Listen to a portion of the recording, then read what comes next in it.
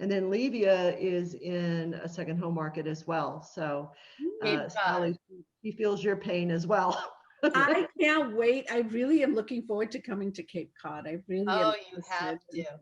It's Yeah. funny because as a market, we always, well, I always, because of my history in the Bay Area, watched California and the limited inventory and how you guys navigated and what you were doing. And Sally and I are in a similar market, 11 months of inventory. It was just a luxury for folks. It wasn't a necessity. And that shifted exponentially. So I'm tapping all my West Coast people going, how do you guys navigate this? Yeah, it's a fun market that we're in. I mean, I personally mine is 7 days on the market, 7 to maybe 10 days at the most being on the market. So Yeah. it's like just let's go active. And that's normal, Janki? Is that normal? It is very normal. Yeah. Very, very normal here with preemptives and multiple offers. And then you have to navigate the buyers. Like you've got all these buyers, and how do you navigate them to help them? And they don't know you. They're online leads, right? So, Well, that's a great segue. I was just going to say. So why don't you share with us, Janki, because you asked a great question. How do we navigate? There are more buyers than sellers at the moment. So why don't you kind of tell us, have you made any major shifts? What shifts have you made to accommodate the market that we're in right now? oh my gosh, the shifts that we've made is just educating our buyers more than anything at this time, because the buyers don't know you, right? They're online leads. They only have heard of you or seen your information online. So how do you take that piece and really build that relationship? And I always teach my buyers agents and all my agents on my team to build that relationship, right? Even if it's an online lead, even if Rhea is talking to them. This morning, Rhea was talking to someone, and the lady texted back and saying, oh my God, is this the Janki Patel? And I said, yeah. And she sent me my picture. And I'm like, yeah, that's me, and she was pretty impressed. Again, they don't know you, but when they see some information about you, they tend to gravitate towards you. And if you don't have that kind of online presence, it's okay, because you want to, again, nurture and build that relationship. And throughout the process, that's what we're doing. We're not selling them anything. That's something to remember. We're not selling them anything right now. We're trying to build and nurture them into getting to that next step. Sometimes, depending on the personality, they might just say, no, I just want to go. I just want to work with you, and let's go. And I always read their profile, disc profile. I think that is so important. Even so once my ISAs have set my appointments, then I really kind of, first conversation I have with them, I try to gauge their disc profile. That has helped me tremendously. And when you cater to their personality, they love it. Some people might not know what DISC is, and what it is it's a way to understand how another person communicates, and we all have our own communication style. And I love that you pay attention to their DISC, because the biggest part of our job is being able to communicate effectively, right? And meet people where they are and build that relationship. So it definitely helps if you can understand whether they are a direct communicator or they are an emotional communicator or whatever. So I love that. Are they analytical? Yes. 99% of the people, the engineers that we have here in the Silicon Valley, are very analytical.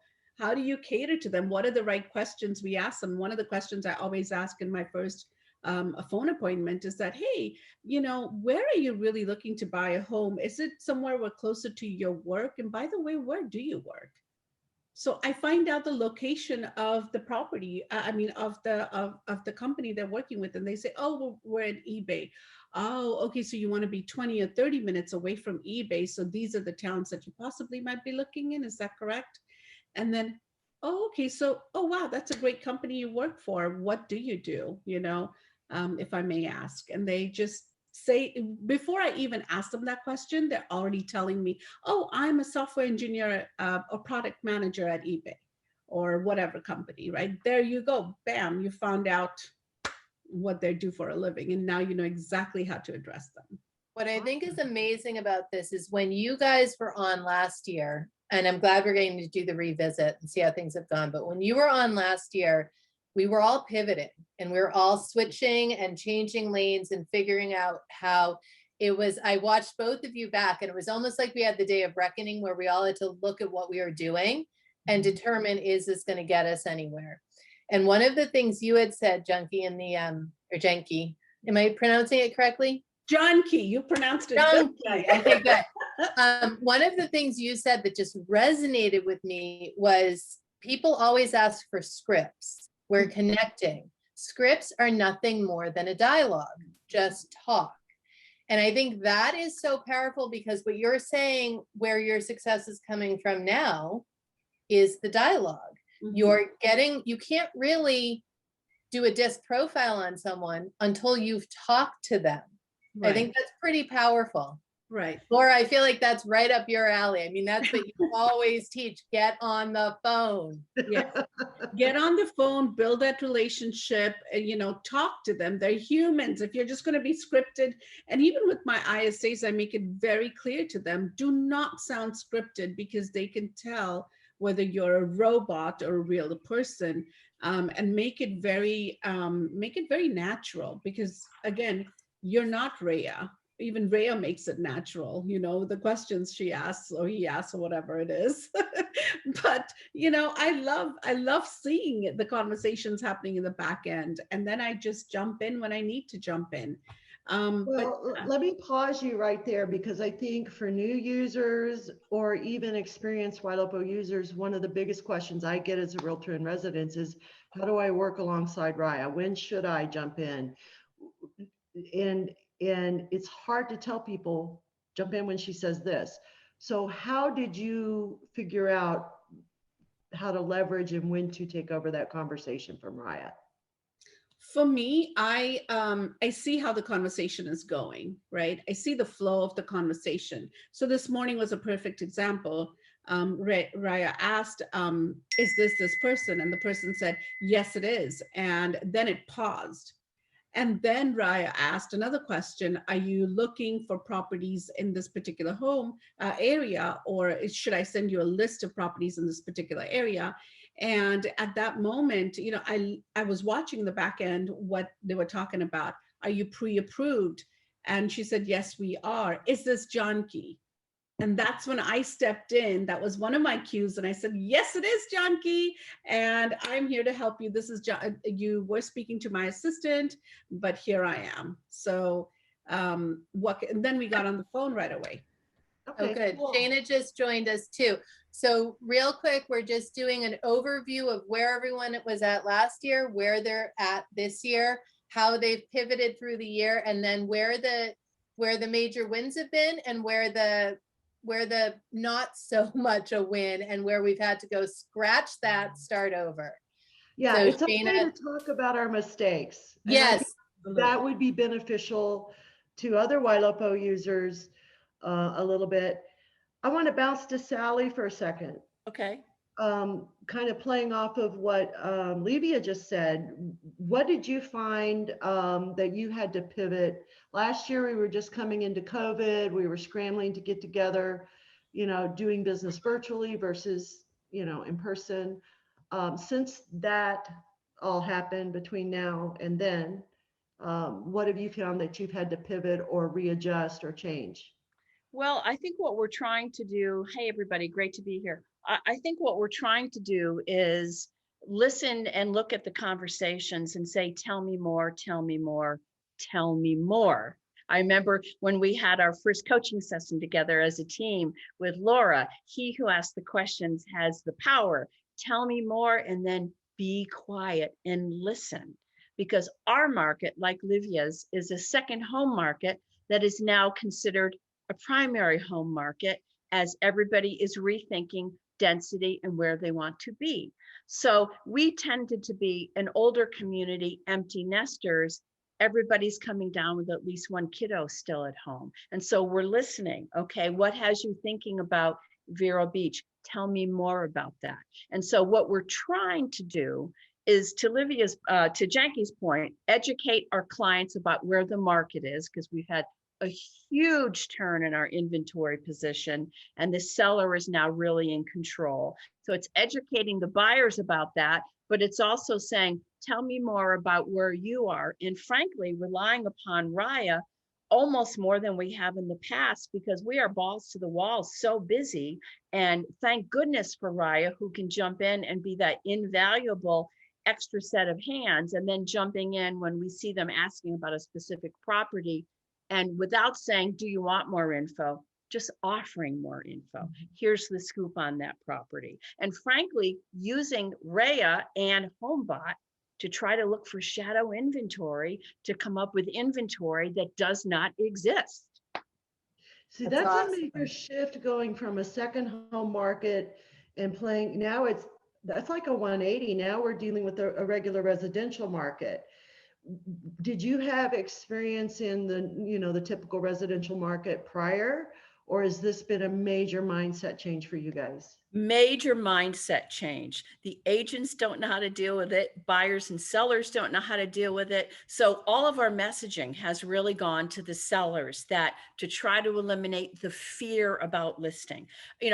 We've seen other colleagues frankly say, oh, there's buyers out there. We said, if we don't address the fear of the sellers of being homeless, we are never going to accomplish anywhere. So we've got to educate our clients as well as the agents to say, you have options. You literally can. We actually created an ad that said seller rules, and it was a play on words, but literally the seller gets to create the rules. So it's been a 180-degree shift. And we were one of the first firms to start using accelerator clauses. Bidding wars, are you kidding me? We were glad to get an offer in 6 months. So Right. it has been a 180-degree shift, and helped immensely by the tools that Ylopo has offered.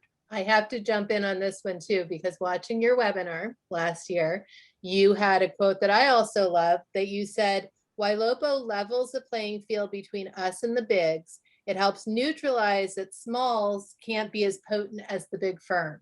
So you were actually leading the charge in escalation clauses, and seller makes the rules. So you for sure have seen that playing field get leveled. 100%. And then just to the addition of HomeBot, I've literally had clients write to me to say, this is so terrific, and it makes you so much smarter than the other firms out there. And frankly, it's all about quality in the relationship with the client. And it's easy with buyers. You can always send them properties, right? Well, it's a little more like, well, what am I really going to send my sellers instead of, turn the clock back an hour, HomeBot fills that void and gives them data they're not going to get anyplace else. And it helps us understand who might be a possible seller. It's awesome. And Shana, you have had one of the most exciting years. You are always an inspiration to me. If you could just do a quick intro about yourself and your team and how this year has been a year of transition, and then a little bit about where you're at right now, what you're seeing in your marketplace. I currently work and have a small team. Our team is growing, so this has been a transformative year during COVID. I've leaned on Laura and Livia a tremendous amount through these changes. But I would say, so I worked the Valley to the Bay Area, and then with a small team, and we have a brokerage based out of Los Angeles that's growing now into Arizona. And some of the biggest challenges turned into opportunities for myself and my team. I would say that every year over year, since we started with Ylopo about 6 years ago, we improve with our sales and our transaction count. And of course, our team members are growing.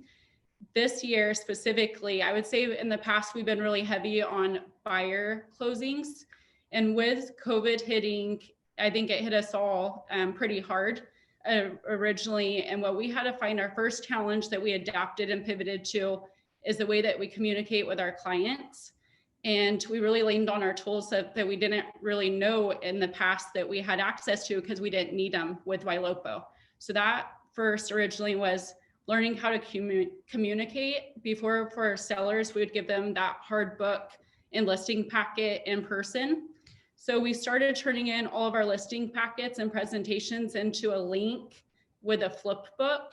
Looks like a magazine view that's connected to our website with Ylopo. So that was one tool, free to use, that we love. We put all of our listing presentations in our, just really got our listing packets together because we needed to get in front, and of course our buyer presentations and consultations, to get all of our agents working virtually. All of our appointments turned out to be like virtual. Nobody wanted to meet with us. Sometimes we're selling homes without meeting with the clients.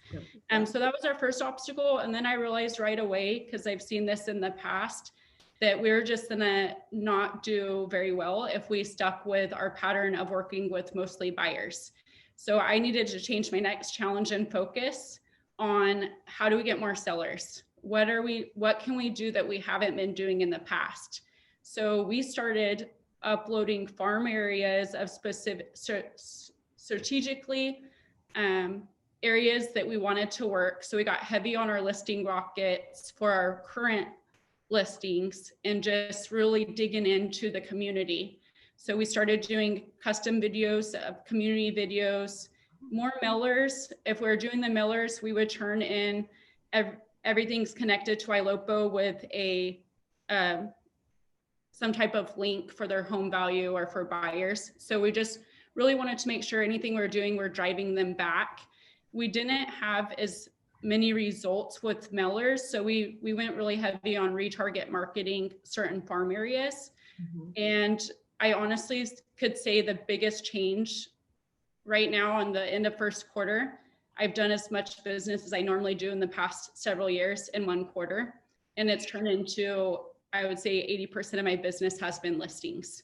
So with listings comes more buyers, right? So it comes more buyers. It's totally transformed our business. And one opportunity that also has came from being more into focusing on sellers and getting more sellers. Of course, I did start a few months ago, Google LSA, the local service ads, tremendous amount of success.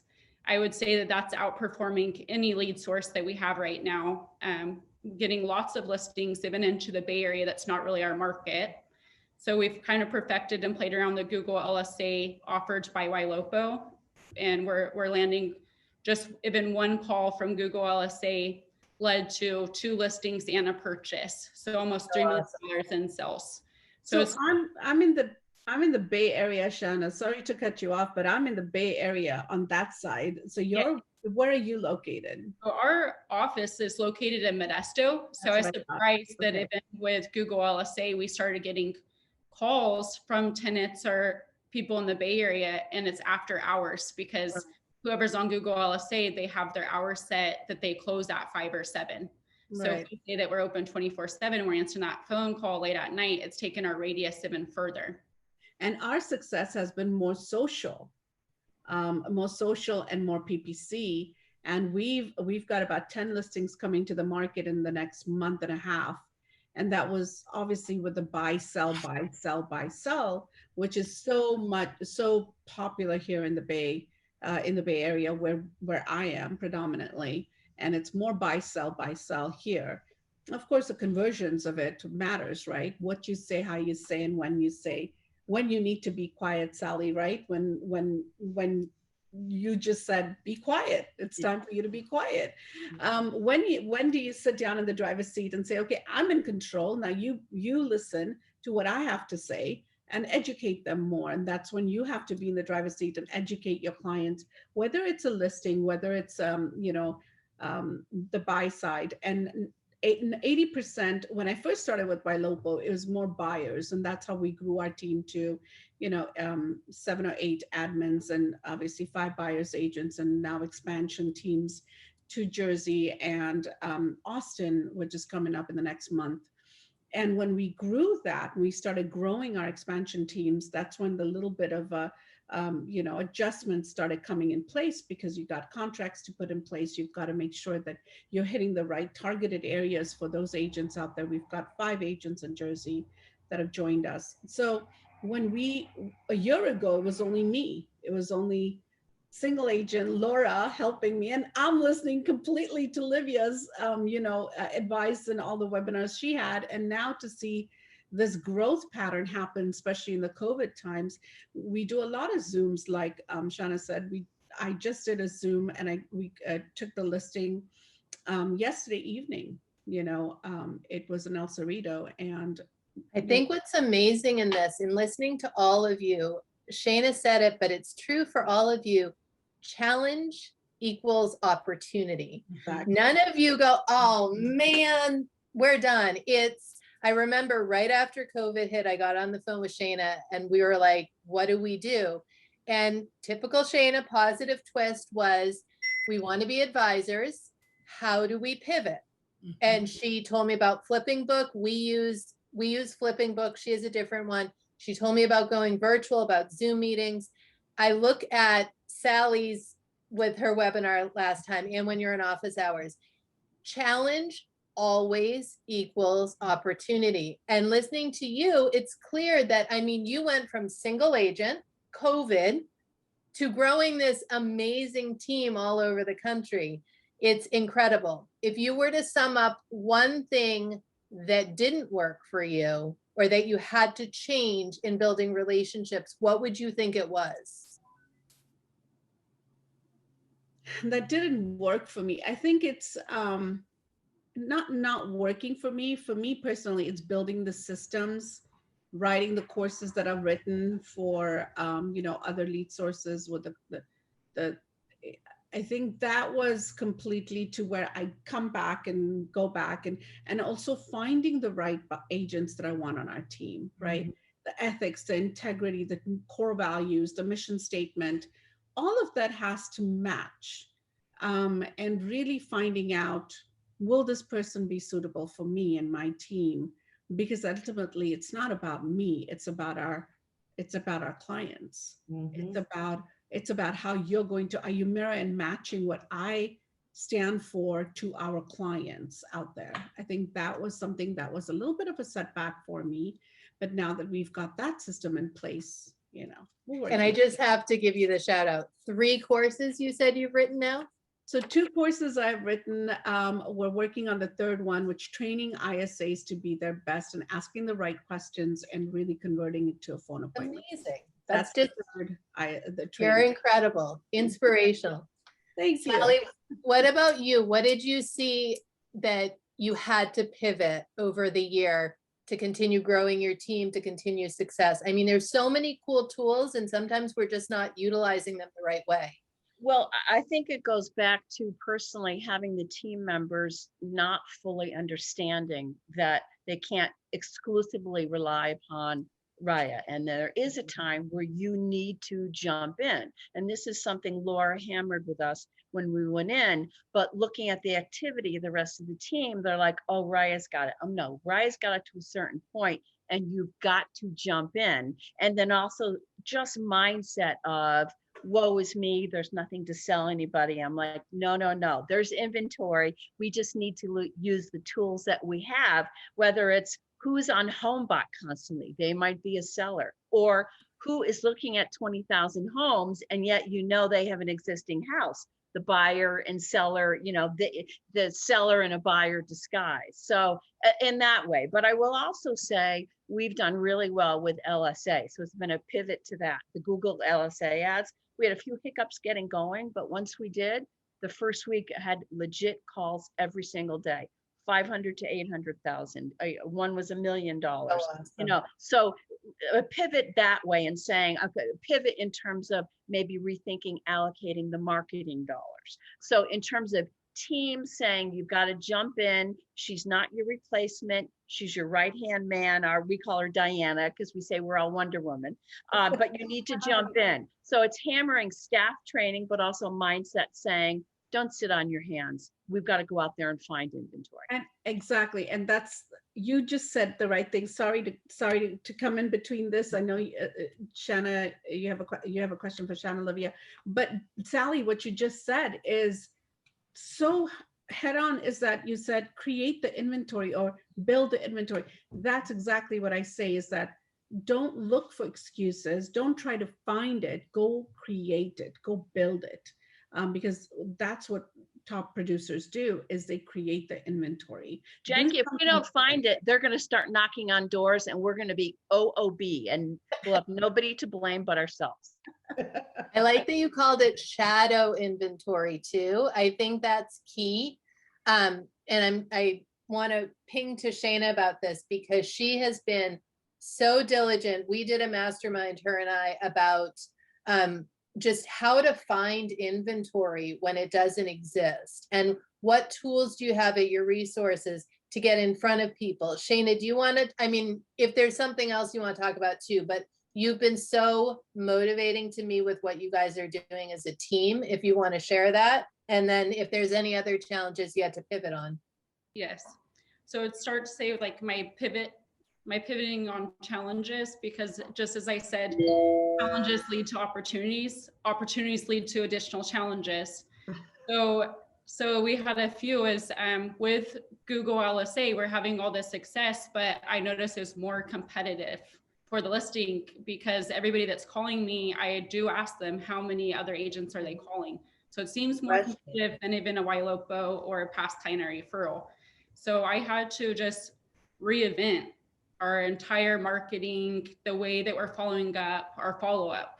So just to stand out, what am I going to do that's different than anybody else other than a call on Google? So for us, it was using your Ylopo tools that are so underutilized is the seller reports. Those have changed and improved this past few months, as well as I think that a lot of agents, even once they get the listing and now that they're selling so quickly, we're doing a good job with the listing rocket, but is anybody sharing the reports of the marketing results? A lot of my clients that I'm getting, especially if they're finding me on Google, they want to see that. They're very analytical. They want to see what we're doing for them. So that's just something simple to share that improves the customer experience for them, as well as that is key, what you just said right there. The first few clients that we took in on listings and did the listing rockets on, and they got an email from us. I want to say every Monday I send them, but we haven't had any listings go past 1 or 2 Mondays. The feedback when we send those reports to our sellers is amazing and huge. They love it. So I just, yeah. So I didn't mean to interrupt you, Shana. But if anybody hasn't looked at them recently, I love the way that Ylopo has improved them because they could actually, from that report, follow the link of the ads.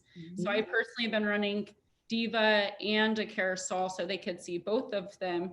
And I do it just even if the home's gonna sell pretty quickly, just to prove to them we did everything we can to sell it for top dollar.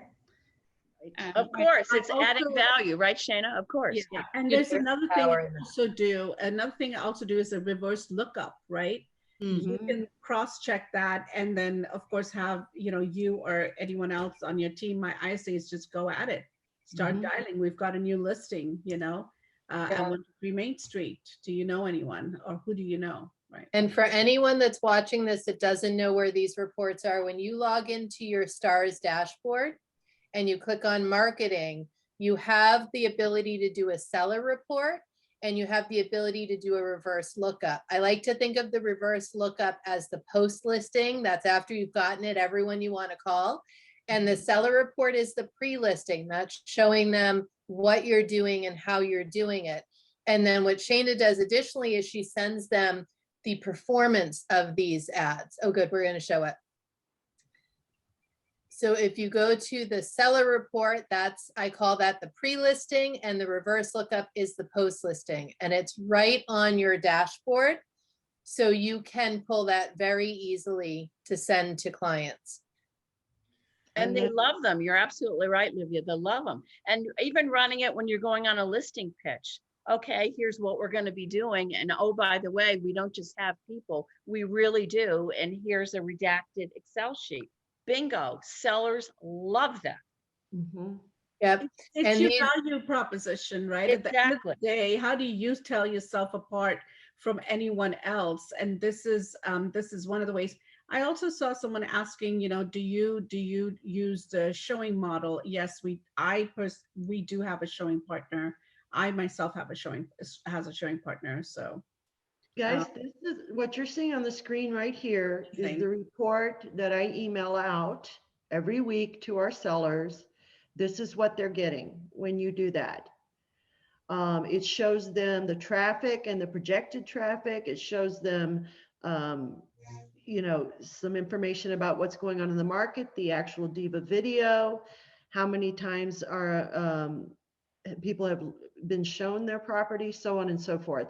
This is data that not only do other real estate agents not send, most other real estate agents can't even gather this data to send it to their sellers. So That's this, right. So Laura, not only is it showing the value that you've made the right choice in picking Janki or Santa or anyone to list, it's also really branding, frankly, as a point of Yes. distinction between you and what your other colleagues are going to be doing. So you convert that client into a raving brand ambassador. Yeah.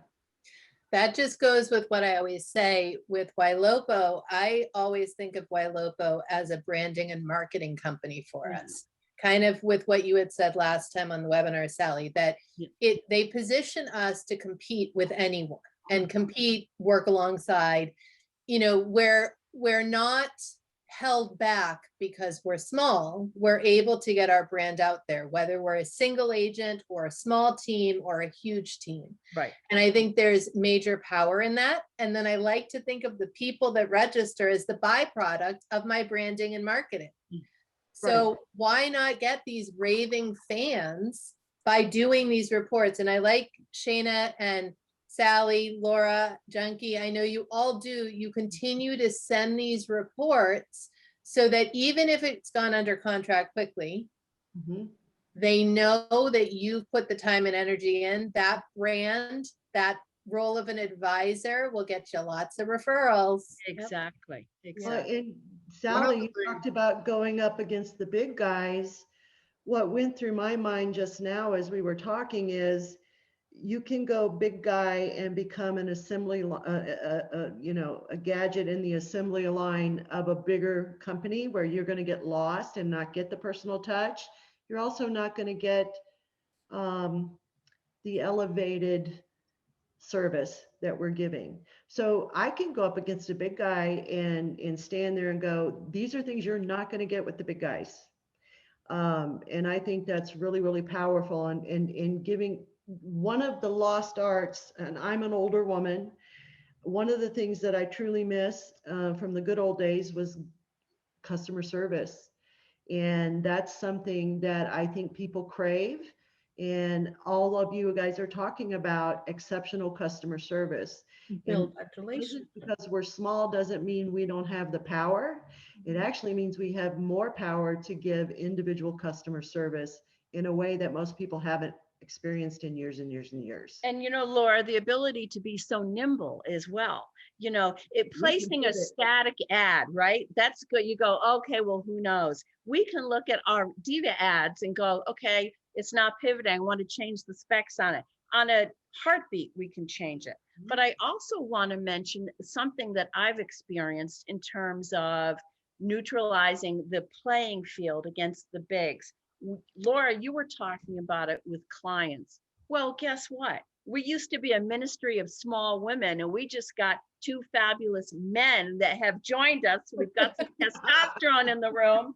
And one of the biggest, besides the culture and collaboration and my scintillating personality, you know, the main reasons were the tech stack that we offer, and that is Ylopo. And like Livia said, I position it as we've partnered with the most sophisticated real estate focused marketing partner, tech partner out there. And the last guy that came on board, he was looking at big names that we would all know. And he said their websites were just kind of dormant billboards. And I said, ours is a marketing cauldron. And ultimately, it was one of the big reasons why he came on board. So it's not just with clients. I would argue it's for recruitment and growth in that regard as well. I agree with you there as well. I know you were jumping in. Yeah, there's one tool I think which is super underutilized that I know Shana's team's actually done a really good job with, and that is Diva Listing Rocket, but not for just listed, but for just sold. When you sell a house, you should celebrate that, and everyone in that neighborhood should know that you sold that house. It attracts your success. People want to be attracted to successful people who are actually getting the job done. That's the best social proof on the planet. Anyone can buy a bench ad, right? Anyone can do these other things, but actually showing them that you sold this house, and then if they see a few weeks later you sold another one. And remember, the big guys, they may be selling 10 times more houses, but they're not doing diva listing rockets and celebrating the wins like you could be. So even if you're only selling one or two, it looks like you're selling way more than what you really are. And people are going to be attracted to that. And also for recruiting, other agents will be attracted to that. They'll be like, damn, Livia sold another one in my neighborhood, you know, and another one. Oh my God. And next time when you're recruiting or they see an ad, they're like, yeah, I really need to speak to them. So that's just one tool. Can I say something about that? Kiwi is amazing because I didn't really think about SEO until I met him. He's worked on me for years about SEO, and I kind of had an aha moment this year. So thank you for bringing that up, Kiwi. This was one of our biggest focus. I noticed in the past, we were just letting, instead of utilizing what's offered through Ylopo, we were letting our photographer, our third-party photographer, do our landing pages with all of their photography instead of doing our own landing pages. And what I realized, because I was going for a listing that didn't sell pre-COVID with another listing agent, when I Googled the address, her information was coming up after close, even though she didn't sell the house, but mine was not, because those expire when the photography and third-party companies are doing those landing pages. So it was no help to me after it sold.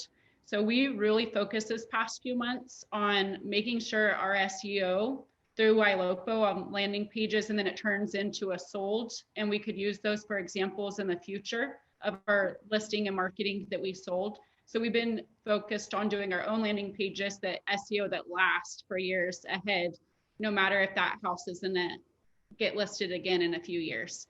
That was something we weren't focused on in the past that really bothered me, but it wasn't until that aha moment that I sold a house, but she had SEO and I didn't. So I just think about that for the future. If you're not doing a sold page of a tab for future business, but also tie yourself to that property every time you sell it. You know, See why I always go to Shana for these tips, because it always works. I am completely clueless. And so Kiwi, guess what? You and I need to talk. and you know what? Another thing is when you do those reports and when you send them out to your own CRM, your database, it's just interesting to see how many people are clicking on it and how many, people are calling you just because they see this. When we do once a month, twice a month newsletters that go out with information such as this, doing sold, reports and building out landing pages. But we see the progress and the results. And at the end of the day, it makes a difference of how many leads you're converting and how many leads or clients you're going out to take, or your buyer's agents are taken out to see properties too, right? At the end of the day, it all converts and comes right back funneling to you. I agree. And Janki, to Shana's point, it's evergreen social proof, right? It's not hoping somebody one day saw one photo that you put on one of the socials like Facebook or Instagram. It's evergreen and it's out there forever. So I love that idea, Shana. I do too. You've really got me sparked on that now. Yeah. Lauren and I have been Google LSA on our calls. You're like, I'm picking you, even though I called a few others because I like your marketing. And attach yourself to the community. Yep. Gets you branded. Lauren and I have been very focused lately on listings and sellers and how to turn them up and how to find them. I know we didn't even talk about this, so I'm kind of putting you all on the spot, but are there any tips you're seeing? I know Sally, you mentioned HomeBot. Laura and I are big on Smart Lists. Shana is really, really big on running these ads. Anything that you're thinking small teams might be underutilizing in terms of tools and how you use it? Well, one thing we've been doing, it's not really a HomeBot tool or a Ylopo tool, but just FYI, everybody goes for properties that are recently expired, right? So what we've been doing is saying, okay, let everybody chase that. Let's look a year and older, and let's look, and frankly, we just use our multiple list and say, okay, what are expirations? And let's check and make sure it hasn't sold. Those people at one time wanted to sell. And so that's the group that we're focusing on. And because they're not getting a cajillion phone calls. And we've actually been very successful in that pursuit of inventory, in that the shadow inventory, as it will, in that regard. So think maybe older than just expired beyond that. I think that's a smart idea because I think a lot of people didn't relist a year ago because they were coming into COVID. Nobody knew what was going to happen. And that's a segment of the market, Sally, that is getting ignored. Man, that's gold right there. That is gold. So what Yeah, we do that's gold. differently, yeah, that definitely is. And to follow that up, we do a lot of geofarming, targeted advertising. We target neighborhoods. We actually go in small businesses around those neighborhoods, and we target that through our database. So I have Chime that I use as my database, my CRM. And with the leads that we have in there, there are over 5,000 leads that we have in there, and we're catering to that. In itself is everything to us. We don't have to necessarily go door knocking everywhere else because they're right there, right? If they don't know anyone, who else do they know? I think another thing we really do at a high level is the newsletters we send out. And really, people are looking for numbers. People are looking for data. People are looking for what is the median sales price, and another thing we use is Altos research. We actually plug in those numbers according to the city or the county or whatever it might be. And we're really we're really focused on the niche neighborhoods that we have here in Fremont. And that's how we're doing it here in the Bay Area, at least. I think that's a great segue for folks that don't know. When you're setting up a seller alert in Ylopo, and you click on that person and you click on their stars link and you set up the seller alert, when they're receiving those reports from you, when you've put in the address, it's HomeBot, but there's also data that's being branded to you from Altos Research that she's talking about, which is a deep dive into the hard data of what's happening in the market and letting them see the health barometer in terms of how much of a seller's market, how much of a buyer's market, where does it stand? So if you're not setting folks up for these seller alerts, it is tremendous. You want to do it. It's incredible data, but in a very easy to understand way. And it's data they're not getting elsewhere, right, Livia? What I love about it is you get the 30,000 view of Altos, of the marketplace, Vero Beach, Florida marketplace. Then you get drilled down property specific. Yes. So you're getting your all house. pieces. So you're saying your property in the context of the overall market. And in Livia and my market, where we have a lot of second home buyers, quite frankly, they love the fact that they can plug in a home elsewhere and also get the scoop. And so to try to encourage them maybe to make a move, oh, maybe I can consider selling my primary in New Jersey or Connecticut. So it really has a lot of great application. Yeah. I love Altos a lot because of that, just that data. And like I said, even when we have coming soon, what are we doing before the property goes on the market? What are the teaser videos we're sending out, right? What are the teaser conversations we're having on a newsletter, simply put, or even, when our ISAs are calling our CRM. I just put a link in the chat for everyone. It is the top 6 questions we get around HomeBot all the time. So if any of you guys have questions on HomeBot, how to use it, what's going on, just watch those videos. It's probably going to answer most of your questions. So make sure you're using HomeBot. There's no excuses now. Yeah. And some of the questions I've been seeing, we're going to try to get to them, but I've also noticed a lot of those questions, if you, not to always be the one that pitches office hours, but join. It is a think tank. It's a wealth of information. You have so many people willing to share, and I do not leave a single office hours without something to implement. So Right. if there's questions on how to navigate, it can be the most basic question to the most complex. It gives a group effort and it's very positive. I think, Shana, I had cut you off. Yeah. I personally think it's the most important time that buyers in our market is paying overappraised value. So a lot of homeowners don't realize what's happening in our market, that things are selling within a few days with multiple offers. So it's a perception that we're giving. So if everybody just went back and all their past clients in their current database, plug them into the seller alerts to start. We went a little bit further with our micro farming list. We want to be specific. For me, it was a golf and country club, a little area where we work, a golf and country club. That's where the majority of the multi-million-dollar homes are. So we uploaded from the escrow office, gave us a list of all the homeowners. We put it through batch skip tracing. As far as compliance wise, you cannot upload those straight into HomeBot, but what we can do is retarget market them. So we put some retarget marketing, and we're just going to do that until they opt into HomeBot. And then we're doing mailers. We could do mailers of, we have a just listed or brochures, postcards, retarget market them. And now we're going to go a step further with retarget marketing. We interviewed a current homeowner and had a really nice video of what it's like to live in the community. So retarget market with that. And then that way, when they're opting in and then liking our page, then we could start calling them and e-blasting them or putting them into HomeBot. Yeah, and Laura showed me too, for those that don't know, when you go to your Diva ads and you go to remarketing, you have an actual HomeBot video there. That's pretty powerful. And that's a great way to get people looking at what their home is worth. And we're going to steal the Barry Jenkins. It's an equity report. So when you're trying to get these folks to engage with you, don't just say, what do you want to know what your home is worth, right, ladies? Because we get this all the time. Everyone says that.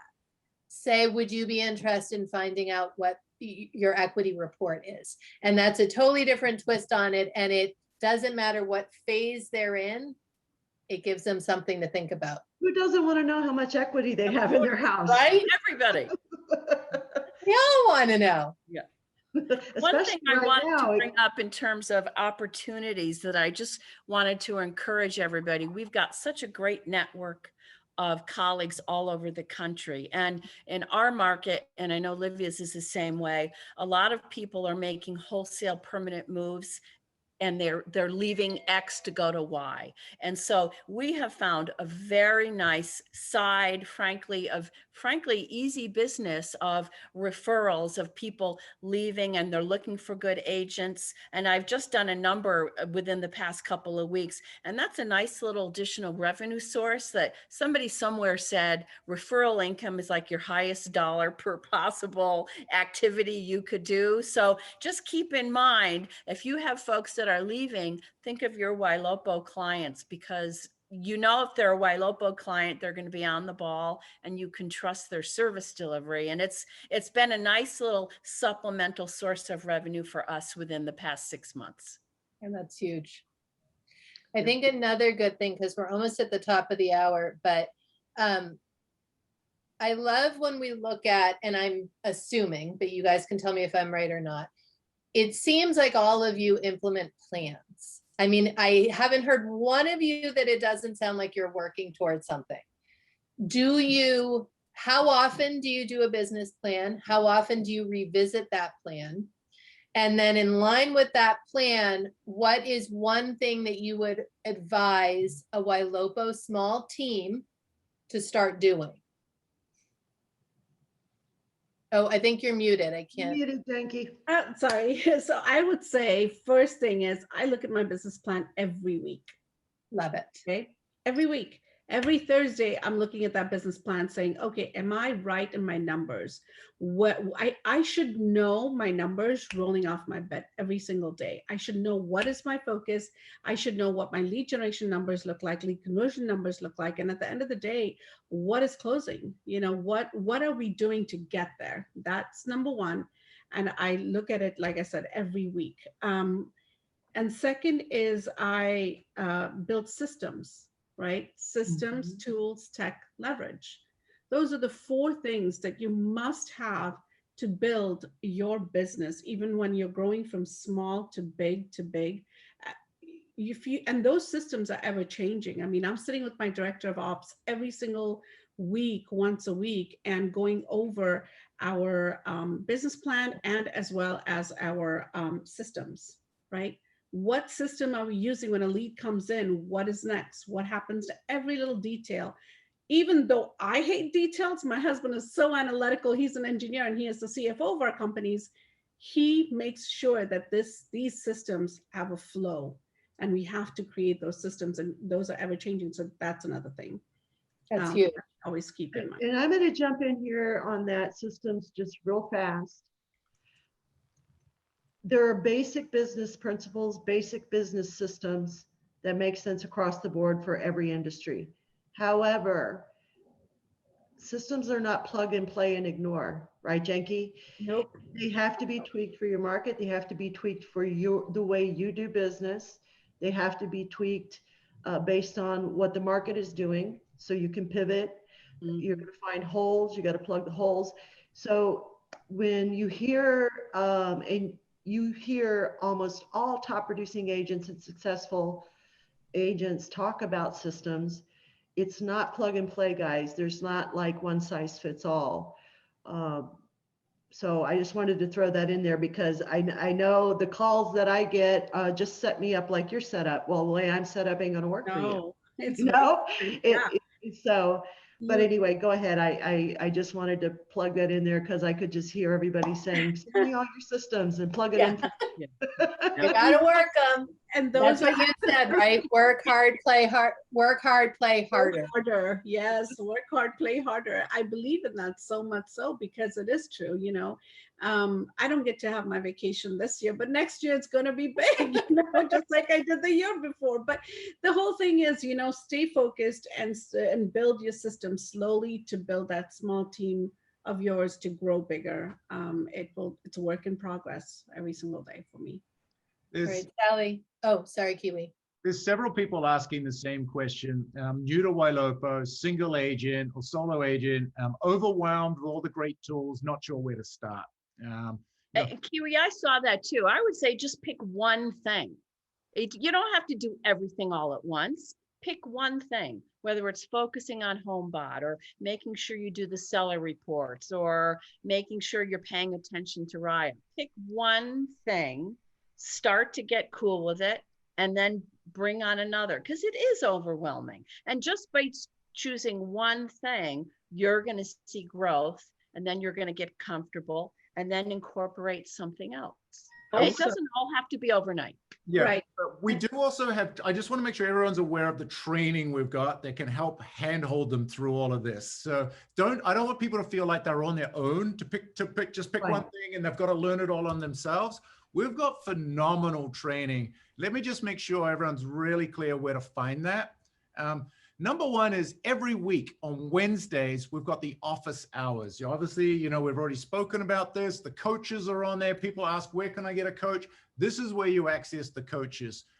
In the Facebook group, if you just go to more and you go to events, you're going to see all of our upcoming events and past events. But every week on Wednesday, we have the office hours. The new one will be posted shortly.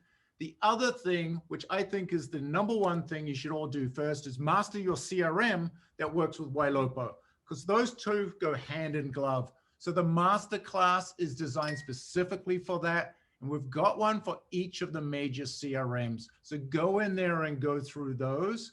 Those are the two big pieces of training that we've got. The other one is if you're struggling on the phones, talking to clients, converting leads, we've just released the Lead Conversion Masterclass. It's also under training on the top nav, Lead Conversion Masterclass. These are two in the best in the business, just giving you everything broken down into a 6-part series, all done on CoAssemble. You can just do 20 minutes a night. You'll be done in a couple of weeks. Really, really good hands-on training for talking to your clients and picking up the phone and converting those leads. Yeah, it's tremendous. And if you do the masterclass, and you do the more in-depth training, make sure you're also trying, I know I'm always the one talking about office hours, but I would at least try jumping into 2 or 3 just to see how much you're getting from it. It's an opportunity to not just have a video running, but to interact and to ask questions in real time. Mhm. I also say, what about time blocking, right? What are you time blocking on your calendar, and are you productive in that time block period? I remember when Laura and I first talked about this, right? When nothing was working, I wanted to quit Ylopo. I remember that. I have that. I wear that on my sleeve, by the way, every single day. When that was happening to me, when we sat down and we dissected everything, I did not take, one thing I did not do is take that 1 or 2 hours every single day to talk to a number of, leads of mine, and not just talk, build that relationship, right? Just talk to them not only about real estate, but to just simply say, hey, how are you doing? What's going on, with you? Whatever it might be, the conversation, the flow of the conversation. Again, don't be scripted, right? So that's one other thing I can definitely give you a little. Daley, before we wrap up, what do you have a business plan? Do you regularly reference it? And what would be one thing you'd recommend for a small team to make sure? I know you said the training. Well, I do have a business plan, but of course, last year we had to rip it up and throw it out, right? Right. I mean, you have to, as Laura said, you need to know, when to be flexible. So I try to look at it. I'm not as organized as Janki, Truth in Lending. What we try to focus on is the art of the relationship and making sure that relationship results, conversations, relationship opportunities flow out of that. And then naturally the business is going to grow. We made a tactical decision, just like Shana did a couple years ago, to say we need to focus on listings, because if you control listings, you're going to get a couple transactions out of it and you're going to be more competitive. So we made a pivot in that regard. So we do look at it and we have numbers, but you have to know when to be flexible, like last year when everybody had to pivot and operate differently. Yeah. And Shana, to you, business plan, how often do you look at it, and what would you recommend to a small team? You always have to have a business plan. So we do that at the beginning of the year. I also revise it and pivot, I would say like once a month. So the business plan is a business plan. And what is helpful for me that I was taught by a business coach is identifying your last year's source of business. So your source of business is huge, not only to know your ROI, but what you should be more focused on to grow that largest source. So I would track your source, but as far as like pivoting, depending on what we're strategically focused on our marketing, really depends on what the market conditions. So at the beginning of COVID, for us, what was a little niche was new construction. So I worked with Ylopo a little bit on marketing for new construction, and we're slamming buyers in, getting high commission. Well, now they're all kind of dried up. We don't have those same opportunities. So we're focused on sellers. Before, we would just take, as many buyers as we could. So you kind of have to strategize with the marketing conditions as you go, but always fall back to your original yearly plan. Well, I think I'm going to bring up a couple of things that are kind of old school, but as you're reviewing your business plans, you should also be doing a SWOT analysis. And the way that our market is changing, I think a SWOT analysis probably needs to be done more frequently in the current conditions that we're in. The other thing that I'm going to recommend is a one-legged stool is unstable. So even though something is doing well right now, it's been a great source of business for you, you need to have at least 2 other backups, 2 other sources or places or strategies. That way, when one goes dry, your stool's not going to fall over. You've got a couple of others. So always thinking about what are the potential threats. There are threats I can't control, but there are threats that I can respond to in a way. What do I see coming down the pike? If you're tracking your numbers, we all literally have a crystal ball. If you're tracking your numbers, you have a crystal ball into the next 3 to 6 months. Why do I say that? Because I put a lead under contract today. It's not going to close for 30, 60, 90 days. maybe longer. That gives me a crystal ball to see what's coming in the pike. And it gives me the ability to, if I'm watching my numbers, if I'm watching what the market numbers are, if I'm watching the trends, I can pivot ahead of what I see coming and start laying in the groundwork for what I think is going to come in 3 months and be ready. So Shana, I know you guys track your numbers. We had, a couple calls about tracking numbers.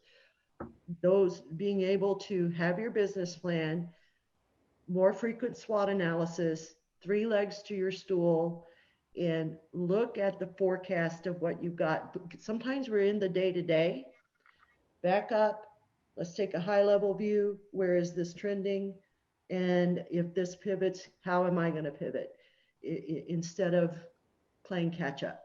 And with a little strategy, behind it, we've been able to see results on what we're focused on. So if you could get back to your day-to-day, but if we want to focus on high-end or new construction or veterans, you could get really strategic to raise your median prices as well.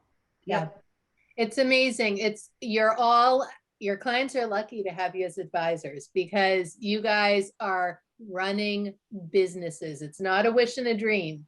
Right. And that's really amazing to watch. The systems provide you predictable income. You know what's coming down the pike. You're watching the trends in your major market players because of it. And obviously size doesn't matter. You don't have to be the biggest team, the biggest company. You have to be the best at what you do as an advisor. And there's no doubt you all are bosses. I'm so excited to be part of this group. Well, You're amazing. Thank you for having us, Livia. And of course, Laura and Kiwi, Erin. Thank you so much for having us. But honestly speaking, I think you're right on. It doesn't matter how big your team, you can have a huge team and not close anything and not go anywhere with it. What is it that you're doing efficiently and focused and driven and focused every single day to stay on target? I love lean and mean, Janki. Lean and mean. And you got it going on.